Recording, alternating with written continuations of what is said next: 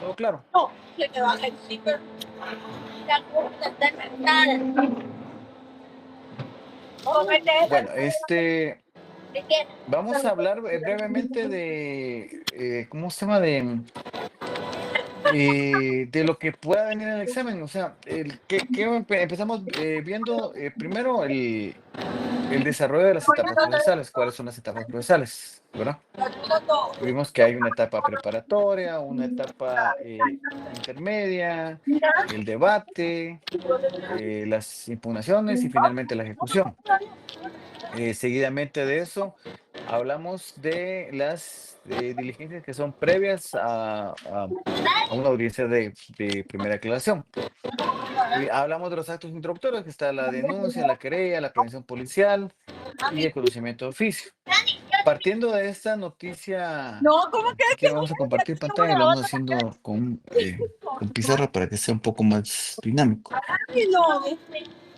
Después te ayudo, después te termine la mañana. A ver si me deja ahora. Ya promo. ¿Cómo va? No, ya casi se lo echan a y ahora hasta te ponen en una salita, así chiquitita, y aquí cerca. Ay, te ponen en la sala y bajan tu persiana de diapositiva para decirte, mire, Bien. yo, ay, Bueno, entonces hablamos si no, media, primero de las etapas media hora procesales. en la exposición. Etapas Pero claro, vos sabés. procesales. De ahí mejor entre músico. Muy bien, a Ahí esto, mejor le puedo ¿quién me puede ayudar con las etapas procesales? ¿Cuáles son? me la meter esto. No me entra.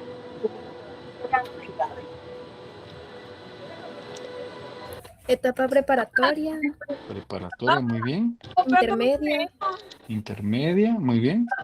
ejecución. Debate, muy bien. Debate, Ujú.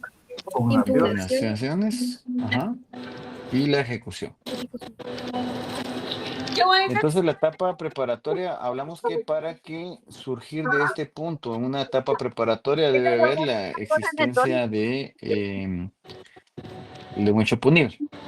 La existencia de un hecho punible para que se haga el conocimiento del poder público, o sea, el del aparato del Estado, tiene que haber una noticia criminal.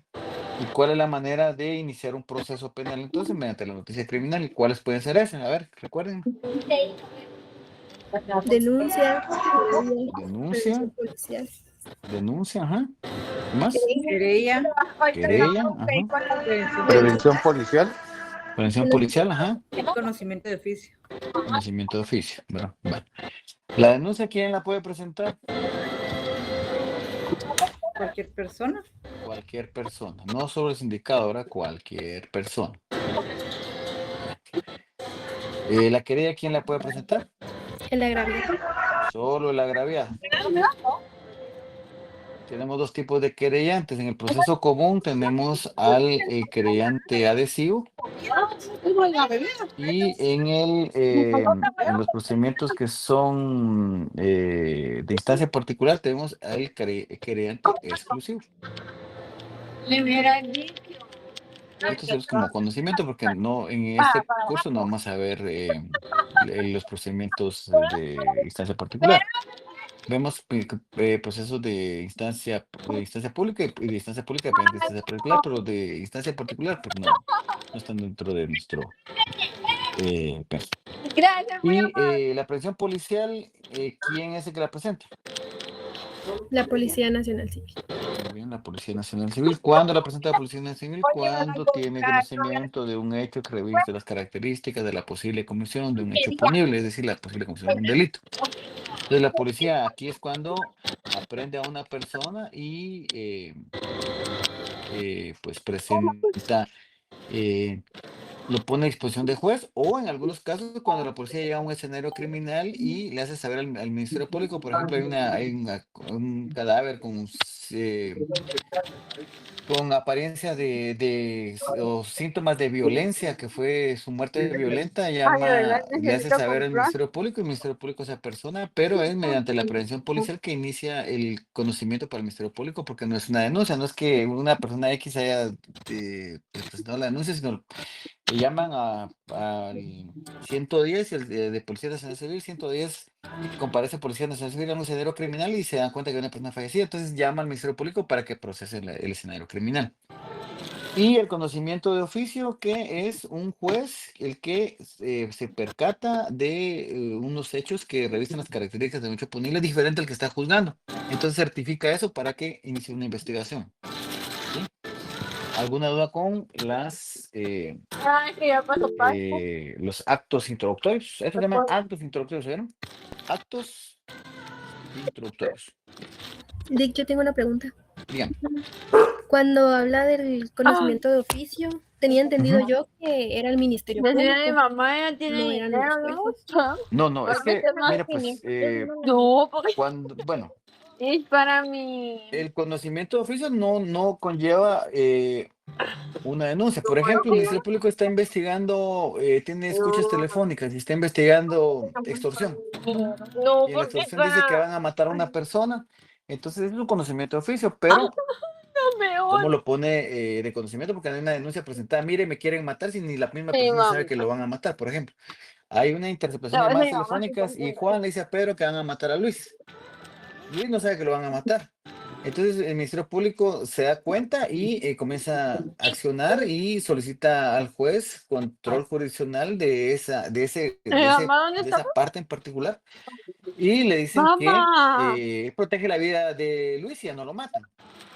Eso puede ser un conocimiento de oficio, pero también es un ¿Y conocimiento de quién oficio vino cuando redonda? Ah, en de una afuera. audiencia el ¿Y juez es de advierte de sandía? algún aspecto que el Ministerio Público no ha No, imputado. Por ejemplo, se está investigando sobre una persona y se están analizando el arraigo de la persona. Entonces la persona presenta sus salidas del país y resulta ser que falsifica documentos, los formularios para salir del país.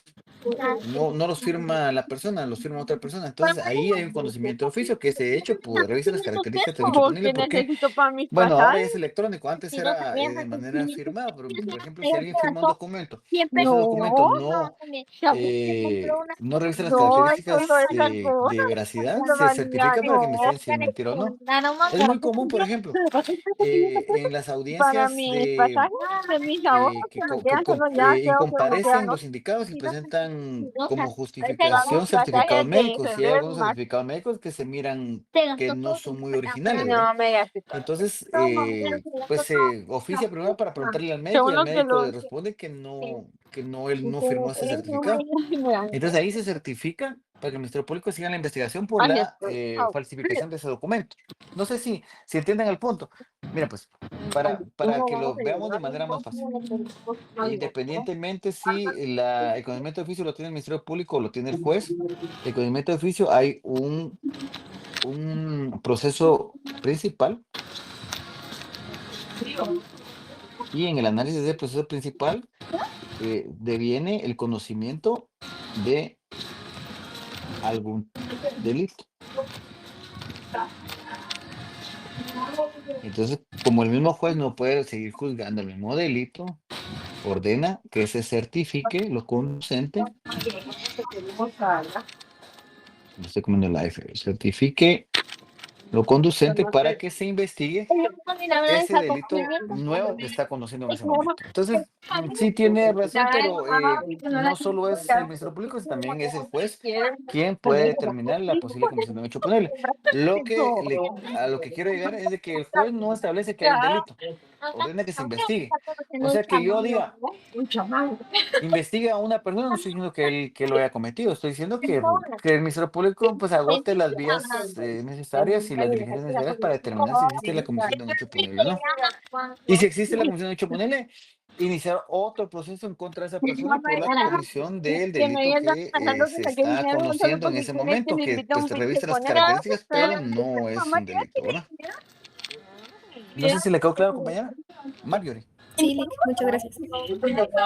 ¿Alguna duda hasta aquí? ¿Estamos bien?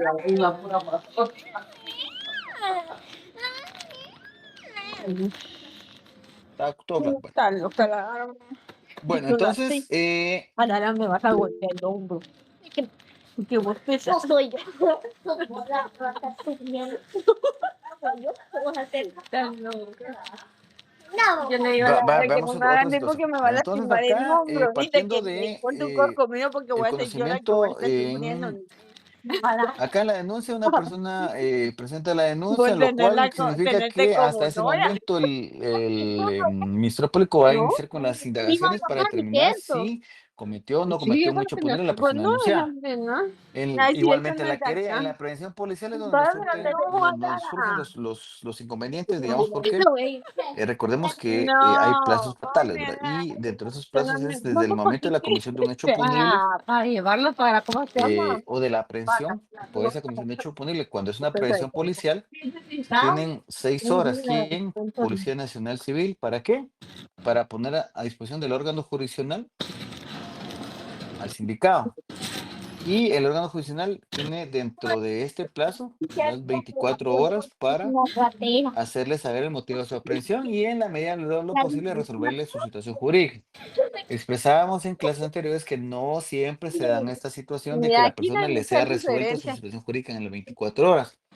Y muchas veces no es atribuible al juzgado, sino es atribuible a los No mismos hay mucha sujetos procesales, diferencia. porque Los la defensa precios, técnica aduce que en esas 24 horas porque mira, realmente no son solo hay 24 horas. Si 28. no vamos a la vida práctica, en lo que aprende una persona, llega el abogado, tiene alrededor de 18 horas o 20 horas tal vez, y hay muchas veces en horario inhábil para tramitar documentación que acredite arraigo, que la persona no es delincuente o ciertas situaciones que son indispensables para una audiencia de primera declaración. Entonces, en estos casos que estamos hablando acá es de la flagrancia, ¿verdad? Fea. ¿Qué es la flagrancia? A ver, ¿alguien que me lo recuerde?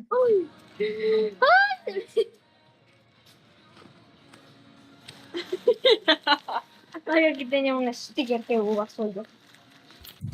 La flagrancia es prácticamente cuando Igual, la persona es sorprendida por Es el cuando agarran a determinado Creo sujeto que ya llegué, en el hecho delictivo, ya licenciado. llegué al punto que Muy ya no bien, es quiero cuando caminar. proceden a la aprehensión, cuando una persona realiza acciones que revisan Ay, las mamá, mira qué bonita características es de un esta. hecho punible o, en su caso, están Así es. todavía los efectos de estos hechos, es la cuasiflagrancia, que resisten esos vestigios de la comisión de un hecho punible.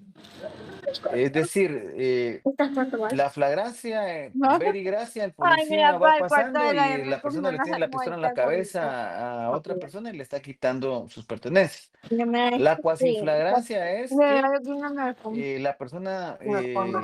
sale corriendo, él dice, mire, el que va ahí corriendo me acaba de saltar y cuando mira a la policía le dice, deténgase ahí, comienza a correr y la policía comienza en su persecución y cuando lo atrapa le Igual me vas a encuentra ayudar con el vestigios billete. de letras de las No, ¿quién te pertenencias de la persona denunciante. Esa es la cuasiflagrancia, por No, hablar en palabras sencillas. cada Obviamente una son cuestiones lo que más complejas, pero para que se entiendan palabras sencillas, pues esa es la flagrancia y la cuasiflagrancia. Entonces, cuando hablamos de la flagrancia y la cuasiflagrancia, es donde comienzan los problemas porque ya entramos a una audiencia de primera declaración donde No, la policía tiene 6 horas para poner a la disposición del juez y hacerle saber al Ministerio Público también todos los hechos que le constan. Ministerio Público de iniciar todas las diligencias que puedan acreditar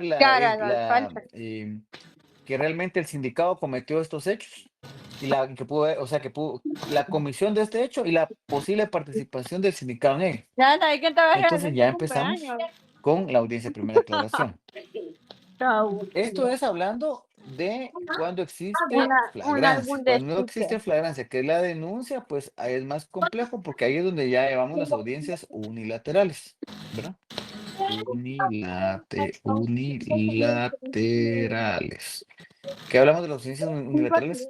Hay una denuncia o una querella y partiendo de estas dos, el Ministerio Público debe de realizar diligencias de investigación, es decir, Mi tiene mamá no que es investigar si lo que están diciendo el denunciante o el ya querellante es cierto. quisiera yo.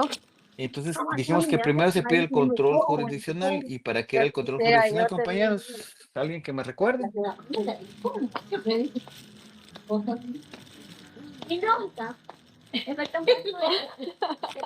¿Para qué era el control jurisdiccional? Para recabar información sobre cuentas. Sí, ¿Qué es información. lo que garantiza el Ministerio Público cuando pide el control jurisdiccional? Para hacer o garantizar, creo yo, o darle, demostrarle a la persona el motivo de su detención, ¿no? No, el control jurisdiccional es para No, que es los para que el juez tome bajo su tutela el proceso que se está iniciando y que de ese órgano emanen los permisos y autorizaciones para iniciar las investigaciones. Muy bien, Manuel, muchas gracias. A través del control jurisdiccional, el juez toma el control de la investigación. No quiere decir que el juez va a decir qué se debe investigar, qué no. Pero el juez logra establecer mediante ese control jurisdiccional qué diligencias son legales y cuáles son ilegales, ¿verdad? Entonces, todas las diligencias legales se realizan a través de requerimientos. Si una diligencia no es requerida la autorización del juez, esa diligencia es ya no lo quiere. ilegal. Y hablamos En en otras clases de la teoría del fruto. ¿De qué dijimos? Del árbol envenenado. Muy bien, eso quiere decir que todo medio de investigación que se realice sin autorización es nula, ¿verdad? O sea, no se puede tomar en consideración y de ahí es donde pues caen los procesos penales. Entonces, como los que les les vaya a gustar el derecho penal, los que están buscando el derecho penal, se van a dar cuenta que este es el mecanismo con que los abogados atacan la investigación del Ministerio Público cuando realizan diligencias que no están realizadas dentro de ese control jurisdiccional. Obviamente hay diligencias que sí se pueden realizar. Diligencias previas, diligencias de identificación, pero hay diligencias puntuales, donde hay información sensible, donde está buscando información personalísima del sindicado o situaciones como cuentas bancarias, comunicaciones, cuestiones que tienen protección de carácter constitucional. El Ministerio Público no puede realizar las investigaciones sin la autorización de juez competente, que es el juez contralor, quien controla la investigación. Controla, les digo, siempre en el sentido de autorizar qué se puede investigar o qué es legal y qué no es legal en la investigación. Entonces, de esa cuenta fue que hablamos y hicimos las prácticas de las audiencias unilaterales. ¿Sí? Las audiencias unilaterales iniciamos con el inicio de la misma, donde el juez, por parte del juez, constata la presencia de la persona que interviene, expresa el número de expediente, lugar y fecha, expediente, constata la presencia de la persona que interviene y le cede el uso de la palabra. Después el Ministerio Público, porque son unilaterales, el Ministerio Público es el que comparece, hace requerimientos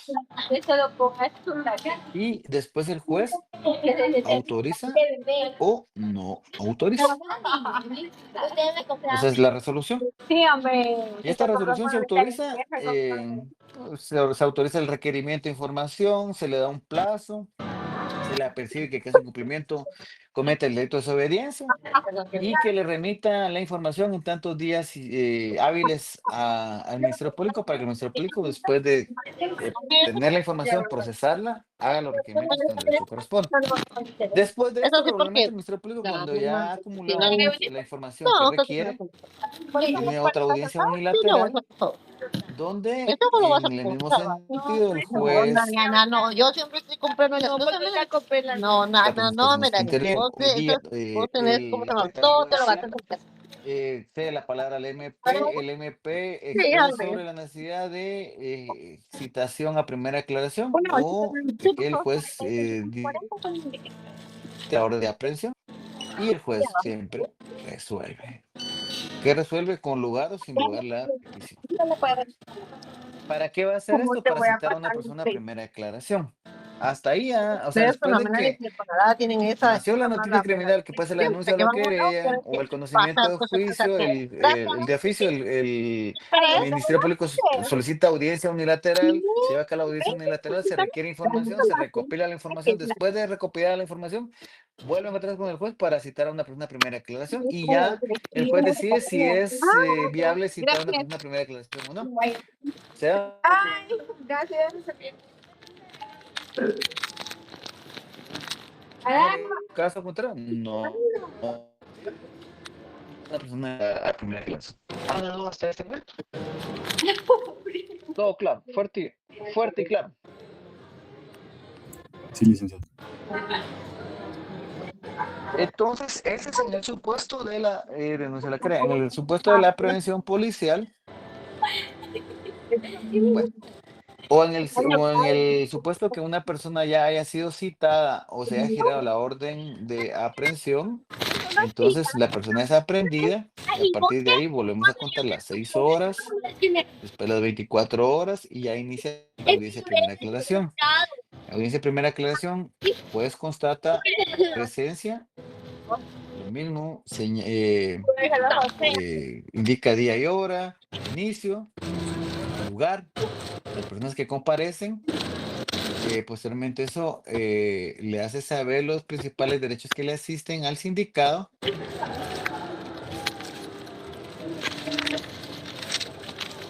Le indica, le da las advertencias preliminares indicándole en qué va a consistir la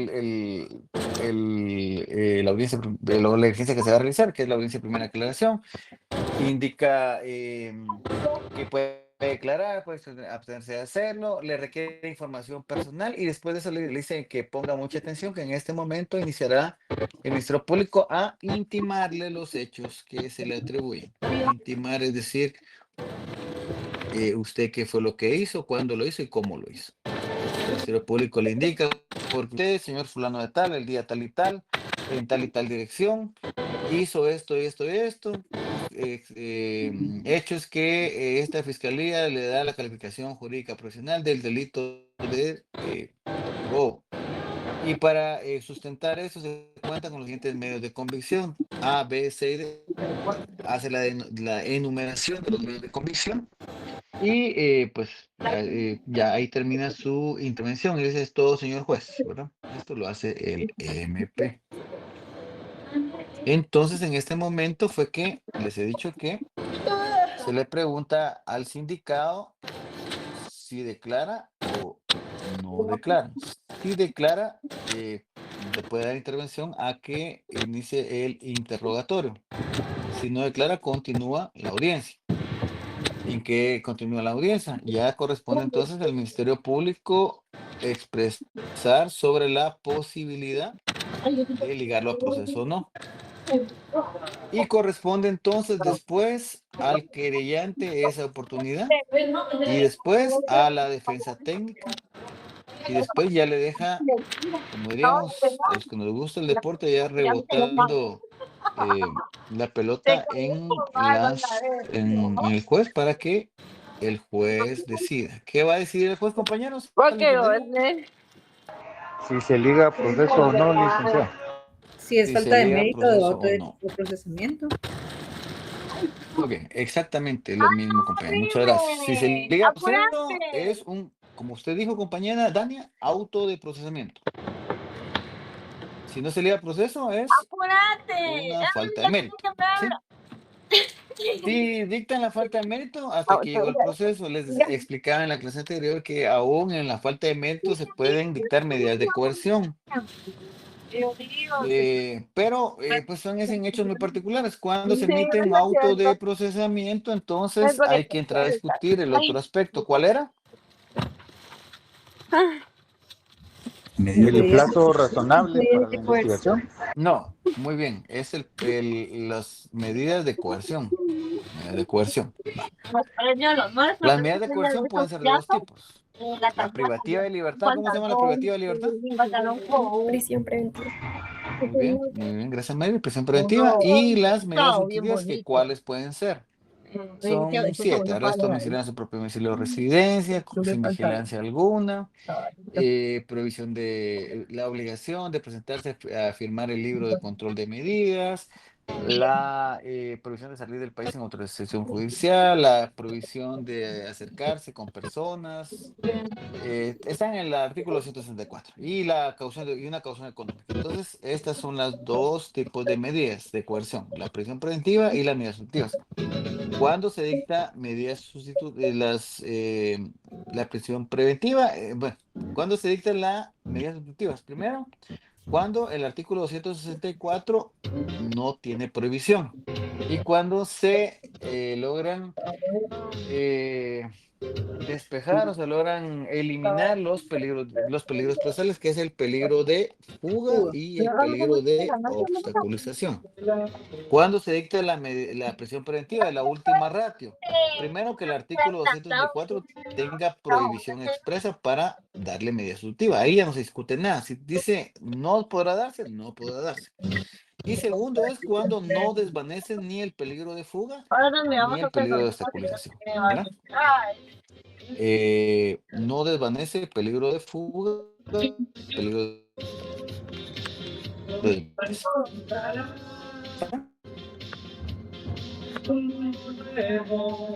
Loli. Muy bien. Y entonces ya decidimos si lo dejamos detenido o le damos medidas en ese momento, ¿verdad? El juez resuelve y resuelve cualquiera de los dos aspectos, o le da medidas o no le da. O sea, o le dicta prisión preventiva o le dicta un auto de medidas sustitutivas. Y ya se inicia la tercera discusión, que es el plazo de investigación.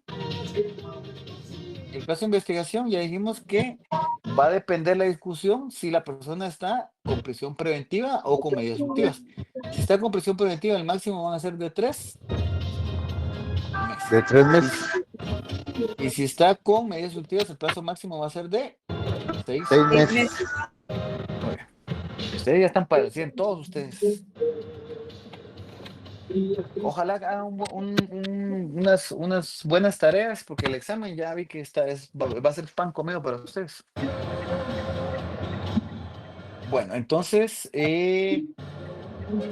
después de que ya se fijó el tiempo, bueno, el plazo de investigación, el plazo que se le fija al Ministerio Público para presentación del acto conclusivo, que ya sea 3 meses o 6 meses, y después de eso se señala en esta misma audiencia la audiencia etapa intermedia, que dijimos que no puede ser no menos de 10 días ni más de 15 para la discusión del acto conclusivo, o sea, presentación del acto conclusivo y celebración de audiencia etapa intermedia. Es una parte importante y calificable en las audiencias de ustedes, porque tienen que señalar entonces, depende del delito y el plazo de investigación que van a dejar, ¿verdad?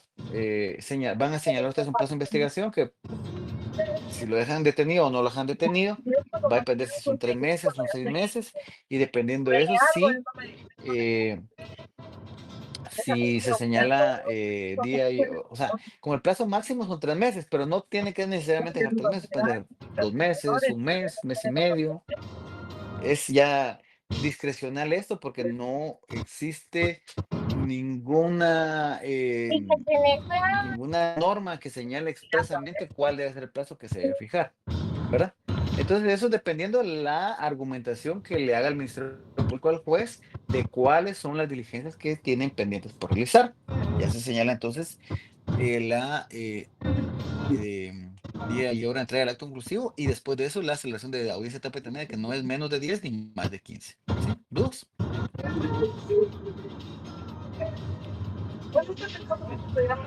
No, listo, claro. Muy bien. Bueno, entonces, hasta aquí está la audiencia de primera declaración. Entonces pregunto, ¿hay alguna duda que tengan con la audiencia de primera declaración todavía?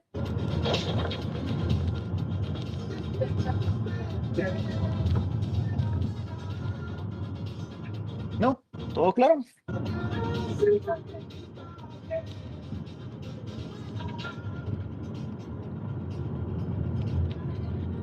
Todo claro, gracias.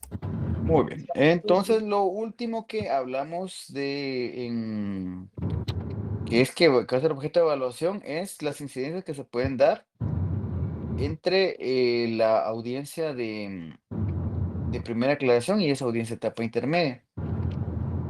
¿Se recuerdan de qué fue lo que hablamos? ¿Cuáles son esas dos incidencias que se ponen?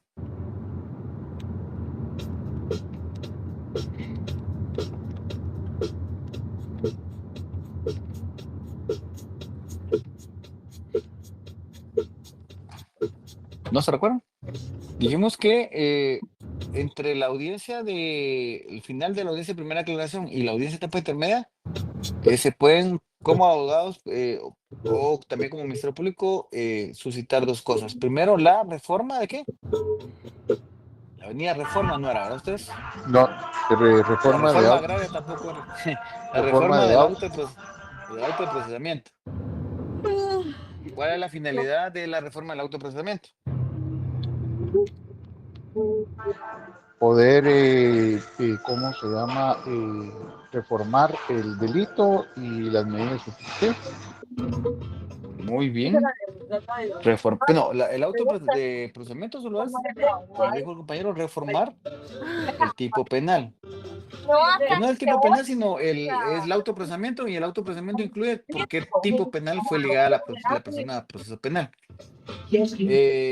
Esto les explicaba que tiene varios supuestos. Uno es que la defensa técnica lo pida con qué objeto, con el objeto de determinar que la persona, pues darle una calificación jurídica que le mejore las condiciones en las que pueda ser juzgada una persona. Hablábamos de que se lo intentan cambiar de robo agravado a robo, por ejemplo, o en algunos casos de robo a encubrimiento propio y así, ¿no? Pero también lo puede hacer el Ministerio Público. ¿Por qué? Porque cuando llega a la audiencia de primera aclaración tenía conocimiento de ciertos hechos, no tenían la totalidad de los hechos y le fue resuelta la situación jurídica y se le emitió autoprocesamiento por algún delito. Y les hacía un ejemplo tan sencillo como es como una persona le emitieron autoprocesamiento por lesiones culposas y en ese ínterin se muere la persona, entonces ya le reforman el autoprocesamiento por homicidio culposo, ¿verdad? Pero puede ser también de que le emitan autoprocesamiento a una persona por homicidio y después de la investigación surgen elementos que dicen, no, él no cometió homicidio, sino cometió asesinato, ¿verdad? Porque es un homicidio agravado, porque hubo alevosía, hubo ensañamiento, hubo perversidad brutal, o cualquier otra cosa. El Ministerio Público, hasta después de la audiencia de primera declaración y revisando la investigación, se dio cuenta que existen elementos que le cambian la calificación jurídica a esto. Entonces, la reforma del autoprocesamiento la puede solicitar tanto Ministerio Público como Defensa Técnica. Y esto les hacía ver porque el auto de procesamiento no es apelable, ¿verdad? ¿De alguna duda con esto?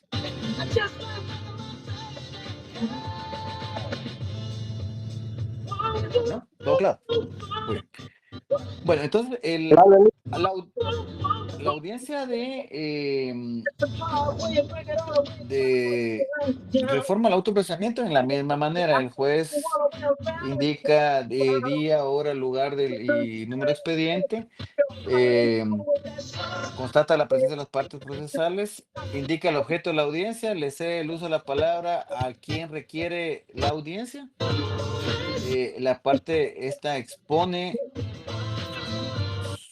sus argumentos y después le cede el uso de la palabra a la otra parte, expone sus argumentos. No le pongo aquí MP y defensa o defensa y MP porque les he explicado que indistintamente cualquiera de las dos personas lo puede hacer. Y después de que ambos expusieron sus argumentos, el juez resuelve si declara con lugar la reforma o sin lugar la reforma. Muy bien. ¿Dudas con esto?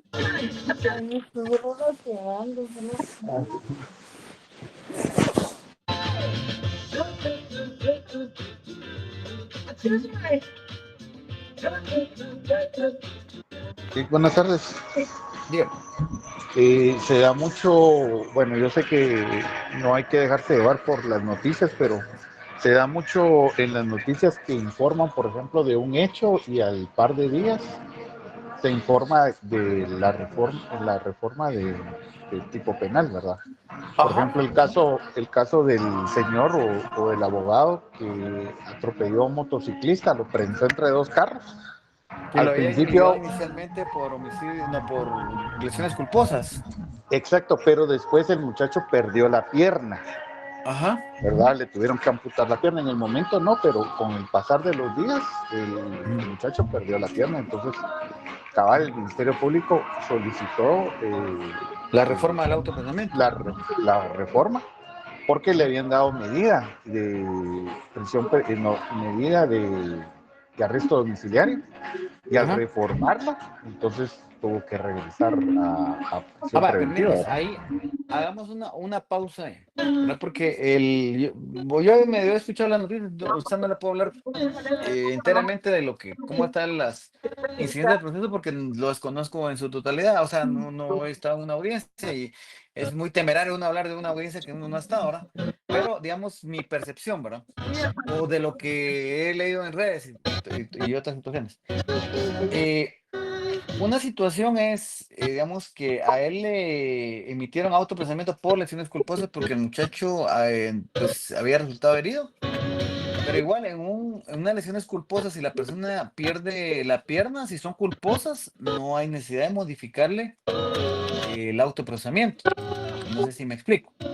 Porque yo no lo quiero, usted va en su carro y se le atraviesa un motorista y usted va con todo su deber de cuidado o se le atraviesa y pum, y lo tira y es lesiones culposas y estando hospitalizado pierde la pierna después de su audiencia de primera aclaración, no le van a modificar a otro tipo penal su situación jurídica porque haya perdido un miembro o porque se haya quedado ciego o una situación parecida.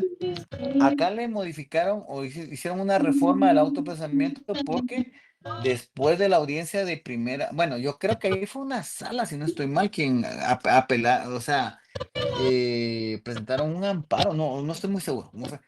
Pero la modificación de la calificación jurídica no fue porque haya perdido una pierna, sino por las características de la comisión del hecho. Una cosa es que usted accidentalmente tenga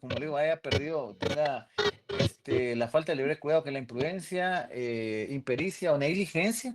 Y una cosa es que agarre el carro, retroceda, avance, retroceda, avance, hasta que, o sea, lo que interpretaron en ese momento fue que sí existía un ánimo de la persona de quererle dar muerte a la persona que se encontraba en la motocicleta. Por eso fue que le modificaron la calificación jurídica. Y a homicidio en grado tentativa. Que dicho sea paso, homicidio en grado tentativa sí tiene derecho a gozar de medidas sustitutivas. Porque el artículo 164 establece solo el homicidio, no en grado tentativa. Y como son números clausulos, no apertos, o sea, y la interpretación debe hacerse extensiva en lo que sea en beneficio del sindicado y restrictiva en lo que sea en beneficio del sindicado, ¿verdad? Pues son como las reglas del juego cuando tenemos que interpretar el derecho, ¿verdad? Por eso es que a veces la gente que desconoce el derecho dice, ay, sí, así, porque lo dejan fuera, pero obviamente pues se interpreta la ley conforme a lo que expresan normalmente la norma y como se debe interpretar como pues, las reglas que tenemos para interpretar la norma. Aunado a eso, si a él no le dieron medidas o lo dejaron en prisión preventiva, no fue por el cambio de tipo penal, sino porque consideraron de que no desvanecía los peligros procesales, fíjese, no tanto por que haya perdido una pierna la persona de la motocicleta, sino porque después a él le hicieron la reforma del auto de procedimiento y la revisión de la medida de coerción, pero en perjuicio de él. Y la mayoría de veces estas audiencias son en beneficio del sindicato, ¿no? Pero esta es de los pocos ejemplos que podemos ver y qué bueno que ustedes como estudiantes, que es una noticia viral, que la puedan ver, que son de los pocos casos que se da una reforma al autoprocedimiento y una revisión de la medida de coerción en perjuicio del sindicato, ¿verdad? ¿Alguna duda, Manolo, o está más o menos claro? Ahí está claro, licenciado, gracias. Muy bien. Lic, una consulta. Usted indicó que la reforma del autoprocesamiento no es apelable, ¿verdad? No, el autoprocesamiento como tal no es apelable. Okay, en tal sentido, la reforma tampoco. Gracias. porque ya es un nuevo auto de procesamiento.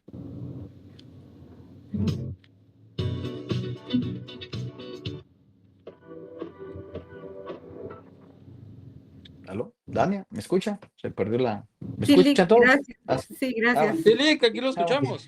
Pensé que...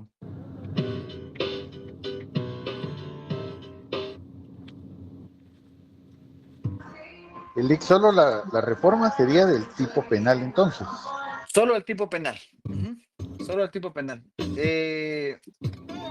Obviamente, digamos, si le emite a una persona un autoprocesamiento, no le puedo reformar el autoprocesamiento diciéndole, mira, ahora es falta de mérito. Sino solo es el tipo penal. Ah, mire, ya está bien, ya de lo que se pudo discutir acá, se establece que los hechos denunciados revisten las características de la comisión del delito de robo y se modifica de robo agravado a robo.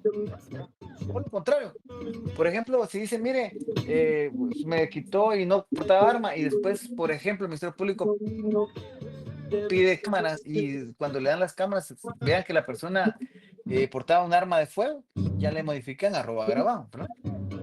En este caso que estamos haciendo referencia, el tipo penal era lesiones culposas, porque le causó una lesión posiblemente por impericia, imprudencia o negligencia, pero después de ver el video dice, no, este señor tuvo la voluntad de quererle dar muerte y por causas ajenas a la voluntad de la persona, del sindicado, no se murió el sindicado, ¿verdad? Por eso le modificaron el tipo penal.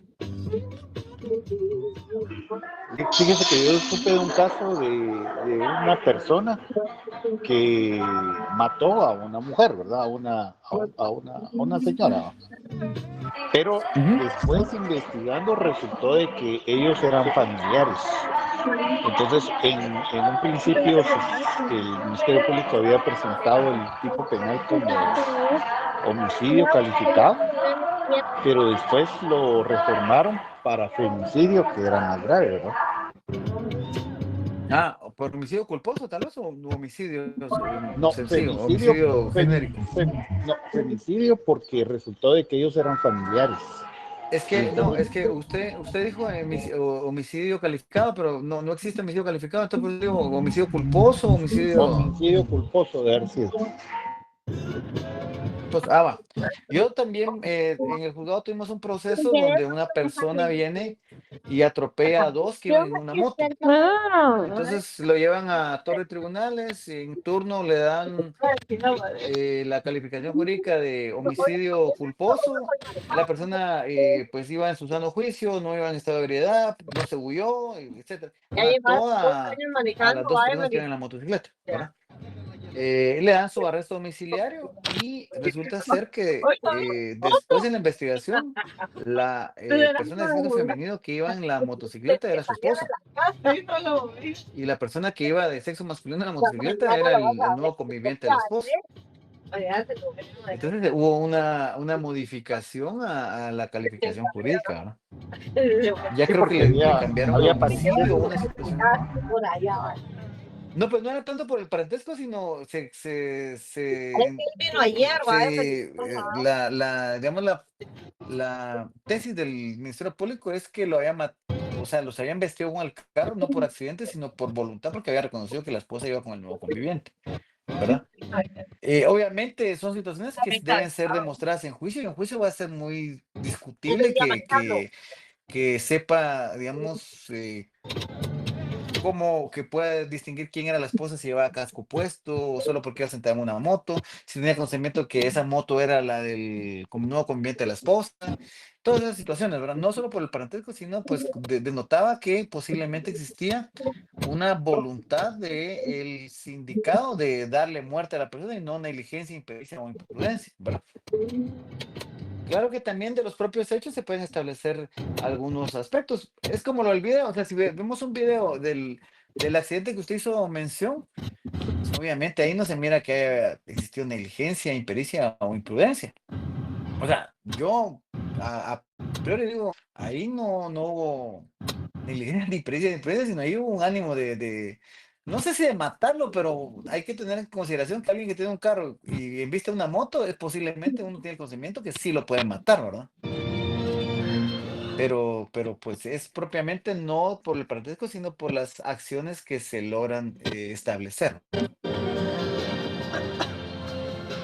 Muy bien. ¿Dudas entonces con la reforma del autoprocesamiento?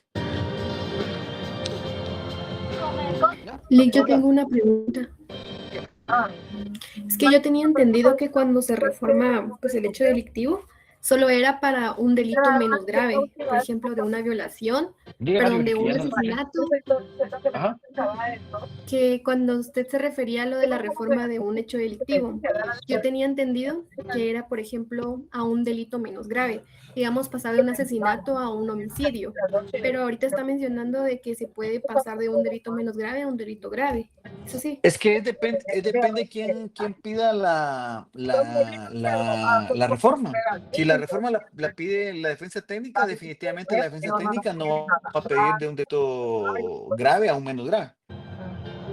Y el Ministerio Público, pues el Ministerio Público sí debe ser objetivo. Entonces el Ministerio Público inclusive pudo haber pedido asesinato en la audiencia de primera declaración y si pudiera pedir una reforma al autoprocedimiento para pedir que no es asesinato, sino es homicidio.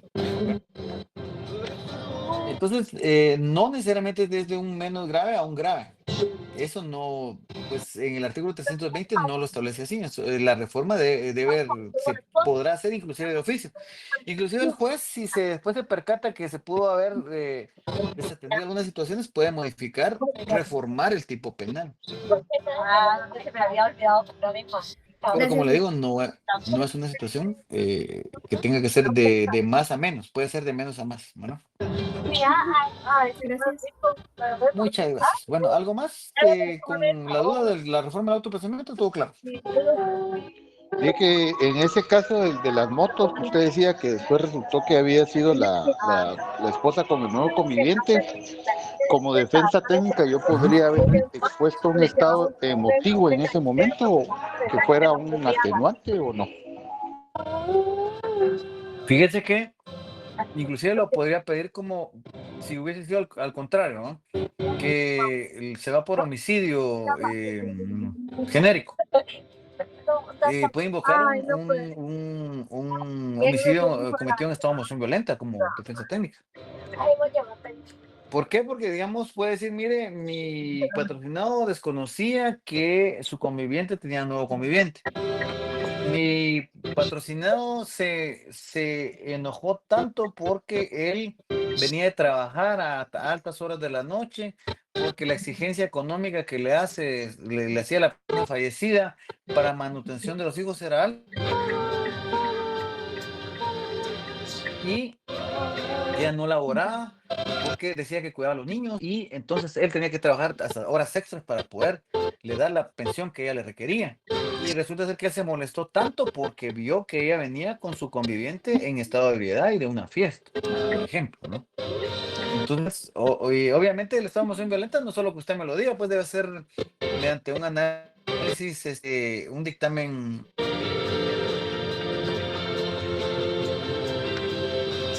psiquiátrico, ¿no? Entonces el psiquiatra lo examina y llega a conclusiones de que sí pudo haber estado en un estado de emoción violenta o no. Que el estado de emoción violenta es un estado transitorio y no es inducido por la persona y la persona no tuvo que haber previsto llegar a ese estado o a esa situación. Por ejemplo, las señoras que descubren que el marido es infiel, ¿no? Y lo van a esperar afuera del autotel donde le dijeron que estaba metido el señor. ¿Será que la señora no puede llegar a un momento a advertir que si se da cuenta de eso puede realizar acciones que usualmente no va a tener? ¿Verdad? Eso es lo que no es la doctrina. Por ejemplo, para entender el estado de emoción violenta, primero no tiene que ser buscada por la persona, tiene que ser algo pasajero y tiene que ser una situación que no le permita prever las consecuencias jurídicas ulteriores que va a tener derivado de los actos que va a realizar.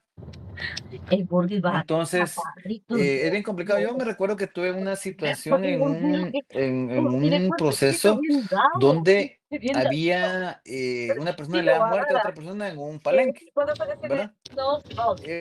Hoy en día, bueno, yo pensé que no eran tan frecuentes, pero este palenque está aquí en la ciudad de Guatemala, en una de las zonas de la ciudad de Guatemala.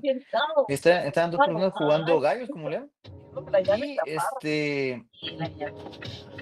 una persona, el fallecido viene y decide no jugar el gallo el sindicato, porque se dio cuenta que la navaja que le había puesto el gallo era más grande. O sea, no sé cómo es eso, porque no, les digo, no tengo costumbre de jugar esas cosas, pero las personas que saben me dicen, no, es que lo que pasa es que cuando uno ve que el otro le está haciendo trampa, entonces mejor uno no tira al gallo, porque si no le van a matar el gallo a uno. Entonces el otro lo empezó a retar, el sindicato, cuando el otro ya no quiso pelear su gallo, lo empezó a retar y le empezó a decir que era un cobarde, que era esto, que era el otro, con palabras más antisonantes, ¿no? Entonces, por respeto a la grabación, no las puedo repetir, pero palabras más antisonantes. Y entonces, ¿se imaginan ustedes estar en un ambiente donde las personas ingieren bebidas alcohólicas, donde están bajo la influencia de una adrenalina? Porque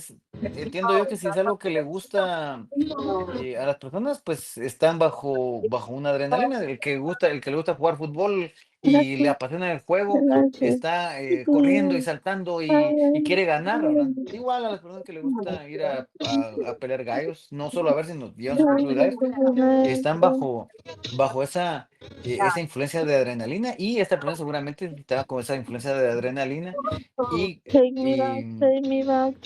no, fue al revés, el que no quiso jugar el gallo fue el muerto. Ya me recuerdo, fue el muerto.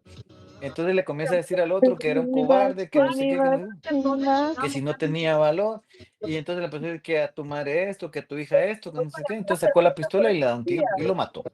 O sea, no hubo ensañamiento, no hubo esto, ¿no? La persona salió huyendo. Pero después o sea, no porque mi concepción, sino por la evaluación médico forense del Instituto Nacional de Ciencias Forenses, determinó que sí, en efecto, la persona había estado bajo la influencia de los propios actos de una acción que era temporal y pasajera, donde no había medido las consecuencias que le había generado producto de los insultos que le había proferido el fallecido. ¿Es inimputable? No, sí es imputable, pero el tipo penal no es homicidio, sino es homicidio cometido en estado de emoción violenta, ¿verdad? Eso fue lo que se pudo establecer con esta persona. ¿Alguna duda? No, gracias.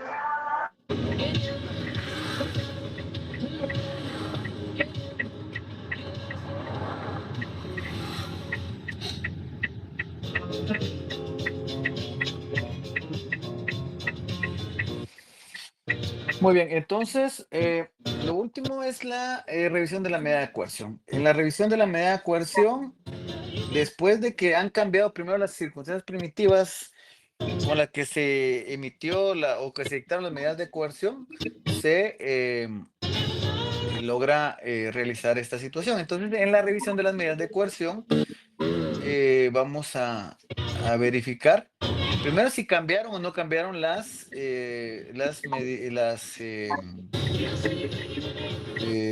estas circunstancias primitivas. ¿Cuáles son esas circunstancias primitivas? Primero, que les explicaba que el delito por el cual se emitió el autoprocesamiento tuviera prohibición. Bueno, ahora ya se reformó el autoprocesamiento, se cambian las circunstancias primitivas. En la audiencia de primera aclaración no se tenía documentación para desvanecer el peligro de fuga, ahora ya se tiene. Entonces varían las circunstancias primitivas. Que se conocen nuevos hechos que no se conocían en la audiencia de primera aclaración, entonces hay una variación de las circunstancias primitivas. Entonces el abogado, el sindicato o su defensa puede promover esta audiencia. Y entonces, por ejemplo, si está en prisión preventiva, puede solicitar que le dicten medidas sustitutivas, o que si, por ejemplo, les explicaba que una circunstancia que puede variar las circunstancias primitivas es una persona que estaba con medidas sustitutivas de 1 millón de quetzales desde el 2015. Dice, mire, llevo 10 años pues habiendo prestado una caución, y hace 10 años yo era una persona productiva, pero a partir de este proceso penal ya no me contratan. y pues ese dinero me servirá para las enfermedades que tengo actualmente.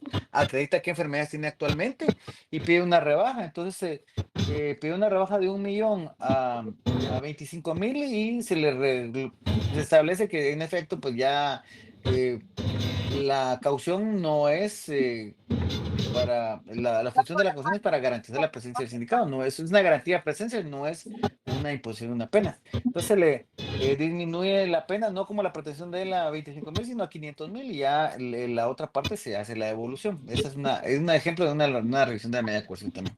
En esas audiencias viene y igual el juez constata la presencia de las partes y día, hora, el número de expediente, sea el uso de la palabra, en este caso a la parte solicitante, la parte solicitante expone, la contraparte expone y el juez resuelve, con lugar o sin lugar la revisión de las medidas de coerción. No necesariamente si se piden las medidas de coerción, se tienen que dictar. En ocasiones sí y en ocasiones no. ¿Alguna duda con eso?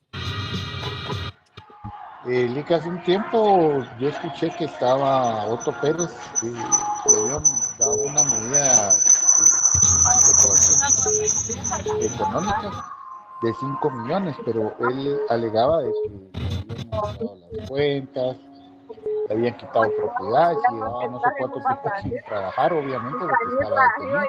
Y estaba pidiendo una rebaja, ¿verdad? Al final se la dieron y pues, la pagó y logró salir, ¿verdad? Ese sería un ejemplo. Y la gente viene cansada, ya no te la da. A ver, repíteme, él no, ahí lo que él fue una reparación digna, porque él aceptó cargos. No fue porque no fue una reforma al autoprocesamiento, sino fue una reparación digna. A él se le impuso como reparación digna el pago de no sé cuántos millones. Y él después, cuando le resuelven en sentencia que la reparación digna debe ser de menos dinero, ¿verdad? Eso creo que fue lo de él. En algunos casos, cuando se dicta una caución económica y la persona no la puede pagar, se queda detenido. Y después piden una revisión de la medida de coerción, como puede ser en ese caso, para que disminuya la cantidad, porque dicen, mire, ya pasaron 10 años y él, la medida de caución que se le puso de 3 millones, no la puede pagar porque nunca va a tener ese dinero. Y no le resuelve su situación jurídica. Y ya pasó más tiempo detenido del que se esperaría si los declararan a llegar, si lo sentenciaran culpable, podría pagar. Entonces, ahí en esos casos es que se pide los abogados una revisión también, ¿verdad? Pero es dependiendo, digamos, cada caso particular cuando lo que se resuelve. No sé si una última duda, solo no sé si me estaría adelantando o por ahí iría. La aceptación de cargos entonces no sería en la primera audiencia, ¿no?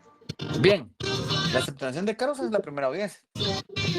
La aceptación de cargos se puede dar desde el momento que se emite un autoprocesamiento.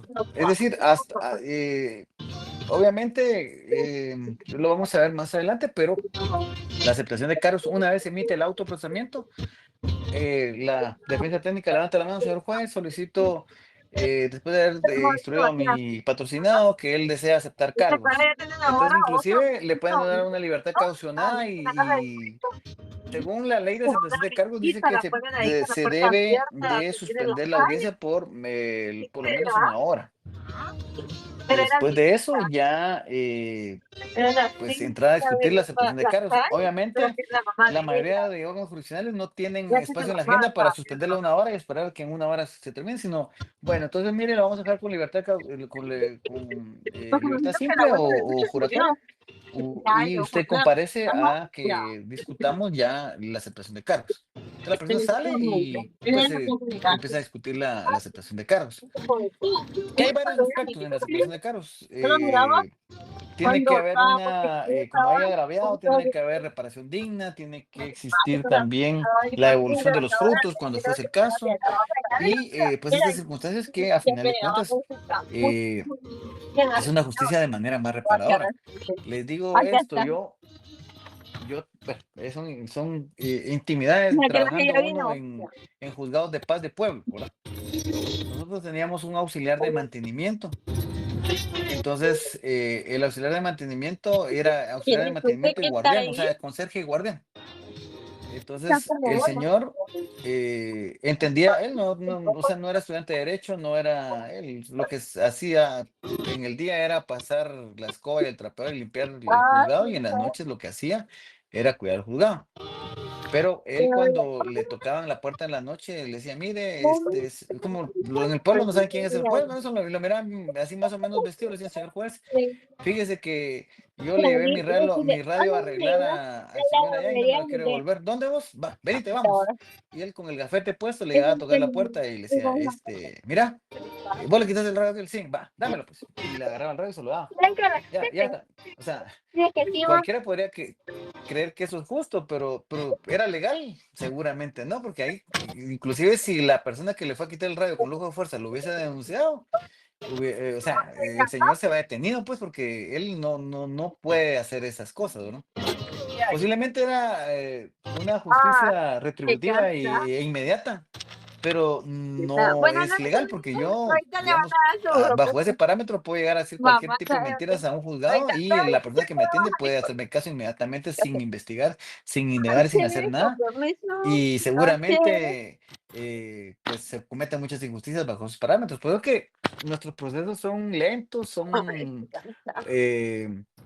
quieren ver, o sea, pocas veces se logra vislumbrar esa sensación de justicia, pero también al tenor de la experiencia les puedo decir que mucha gente, mucha gente no busca justicia, sino busca venganza, ¿no?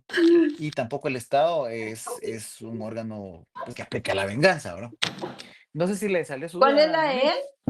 él? Sí, gracias. ¿Cuál es la él? Entonces, ¿tienen alguna duda con hasta aquí? Básicamente de lo que hablamos el día de hoy, eso es el examen. Las etapas procesales, sí, los plazos, las audiencias de la primera aclaración, la unilateral, la de primera aclaración, la audiencia de reforma y la audiencia de revisión de la medida cautelar. Ahí está para que todos saquen 100. El que no saque 100, de veras, es porque lo botaron de chiquito y cayó de cabeza de la cuna ustedes. Bueno, entonces si ya no hay más dudas, hasta aquí le dejamos, ¿eh? Muchas gracias, Alex. Feliz noche. El lunes ya empiezan los exámenes, ¿no? El martes empiezan los exámenes, pero el lunes normalmente no hay clases. Y pues, o sea, lunes, a mí me tocaba martes, ya empiezan exámenes, no tenemos clases, nos miramos entonces hasta el 2 de marzo, que es el examen con ustedes, a primera hora. Correcto, Luis. Ahí les encargo que lleguen temprano y el viernes de la otra semana más tardar con las tareas así, no nos dejan muy complicada